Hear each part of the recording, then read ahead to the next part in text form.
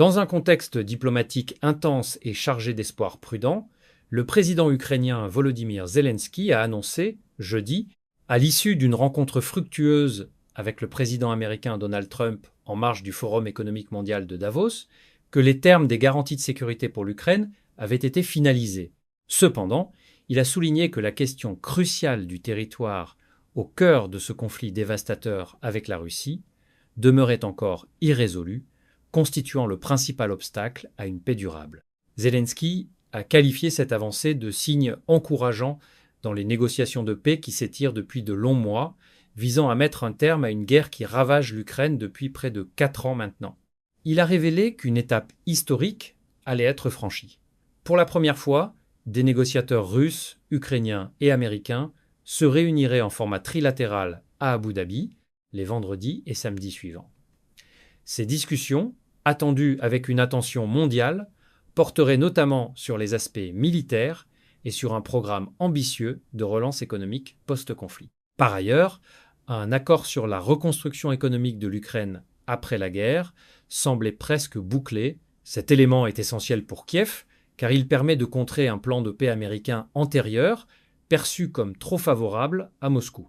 Il ouvre la voie à une vision plus équilibrée, où l'Ukraine pourrait bénéficier d'investissements massifs pour rebâtir ses infrastructures détruites, relancer son économie et assurer un avenir prospère à son peuple, tout en intégrant des garanties solides pour sa souveraineté. Zelensky et Trump, qui ont déjà eu une demi-douzaine de rencontres depuis le retour de Trump à la Maison-Blanche l'année précédente, marquant un tournant majeur dans la politique américaine envers l'Ukraine, ont tous deux décrit leurs échanges de jeudi comme positifs et constructifs.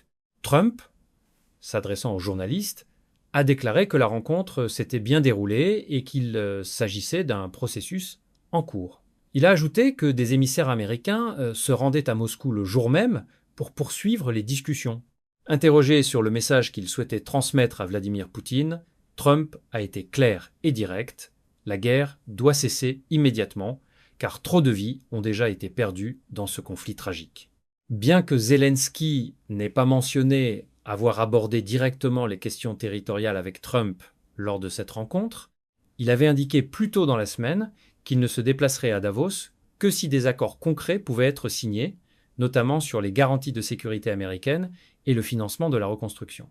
Ces priorités reflètent l'urgence pour l'Ukraine de sécuriser son avenir face à une agression persistante. En parallèle, l'Ukraine traverse une crise énergétique sans précédent, provoquée par des frappes aériennes russes répétées qui ont privé des millions de citoyens d'électricité et de chauffage, particulièrement dans la capitale Kiev et d'autres régions densément peuplées. Zelensky a dénoncé cette offensive hivernale comme une tentative délibérée de Poutine d'exterminer les Ukrainiens par le froid, une stratégie cruelle qui vise à briser le moral d'un peuple résilient. Évoquant des opérations américaines passées contre des dirigeants autoritaires, il s'est interrogé à voix haute sur l'absence de justice internationale pour Poutine, soulignant l'impunité perçue qui prolonge la souffrance. Plus tôt dans la journée, l'envoyé américain spécial pour l'Ukraine, Steve Witkoff, s'exprimant au Forum économique mondial, avait affirmé que des progrès significatifs étaient en cours dans les pourparlers de paix, suite à ses rencontres avec des responsables ukrainiens et russes à Davos. Il a insisté sur le fait que, si les deux parties manifestaient une réelle volonté de résoudre le conflit, une solution serait trouvée, rappelant que la détermination collective pouvait triompher des obstacles les plus ardus. Witkoff, accompagné de Jared Kushner, gendre de Trump et conseiller influent, devait ensuite se rendre à Moscou pour des entretiens directs avec Poutine sur un plan potentiel pour mettre fin à la guerre la plus meurtrière en Europe depuis la Seconde Guerre mondiale.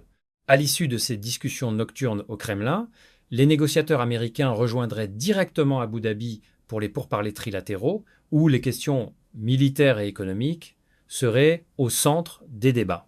Du côté russe, les réactions restent prudentes.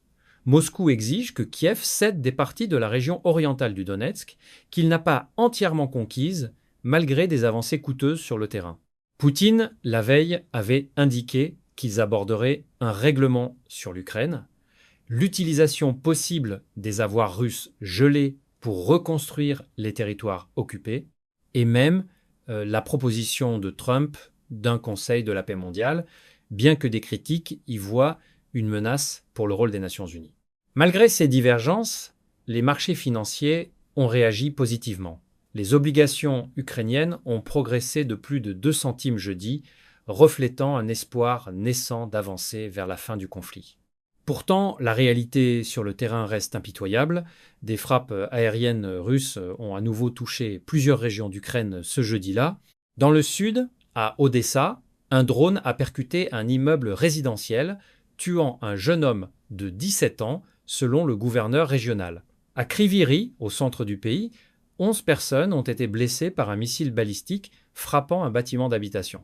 Et à Kiev, près de 3000 immeubles de grande hauteur restaient privés de chauffage, conséquence des attaques récentes qui visent délibérément les infrastructures vitales. Ces événements tragiques rappellent l'urgence d'une paix juste et durable.